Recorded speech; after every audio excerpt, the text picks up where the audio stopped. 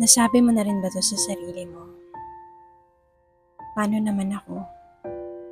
I always put other people before myself. Paano naman si ate?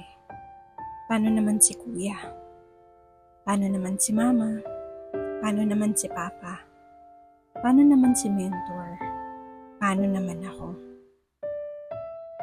I know sometimes mahirap magmahal, mahirap magbigay, lalo na kapag pakiramdam mong wala namang nagbibigay sa'yo at wala namang available para sa'yo.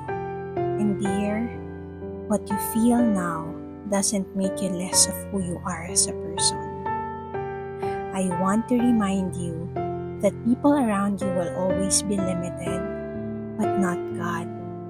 His love and grace for you is abundant every day. You are always seen, and God has seen your generous heart. Hindi ka kailanman nakalimutan, hindi ka kailanman nilampasan, at hindi ka kailanman iniwanan. You will be rewarded accordingly.